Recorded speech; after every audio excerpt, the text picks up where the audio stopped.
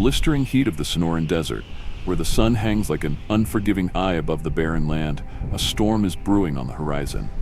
Dust swirls in the air and the desert seems to hold its breath. It's here, in this vast, unforgiving landscape, that our story begins. Her name is Nuri, and she's alone, struggling to survive in a desert that offers little mercy. The sandstorm is closing in and she's lost. Her family is nowhere to be seen. Weak, dehydrated, and scared, Nuri searches desperately for shelter, her movements sluggish under the weight of exhaustion. In the distance, the storm rages closer, a wall of dust and wind that threatens to swallow everything in its path. But there's a glimmer of hope. Far from the chaos, two figures are on the move. Michael and Carla have spent years studying this harsh desert ecosystem. But today, their mission is different. They're searching for Nuri, drawn by the faint radio signal of her tracking collar. The clock is ticking. Every minute matters. The storm could bury her before they even reach her. They're getting closer now, and Michael can feel it in his gut. The tension, the urgency. "She's out here somewhere," he mutters to Carla, his voice drowned out by the howling winds. "We can't let the storm win." Nuri is barely moving. Her fur is weighed down with dirt, her tiny body shaking under the force of the wind. But she's alive, and that's all that matters right now.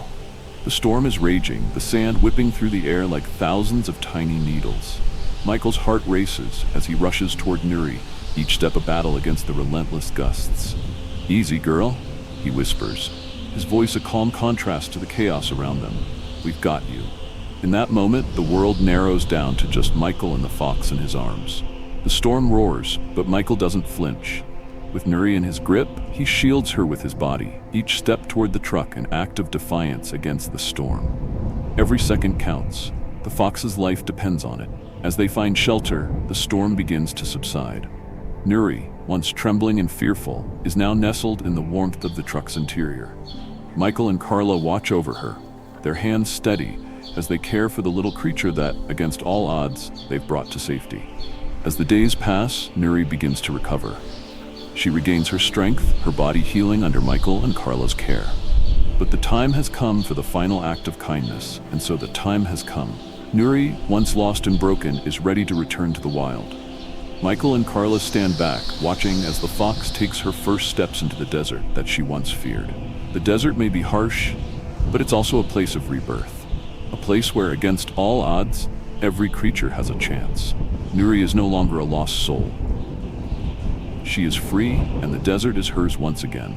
Every life matters, every second counts. And sometimes, it only takes one act of kindness to change everything.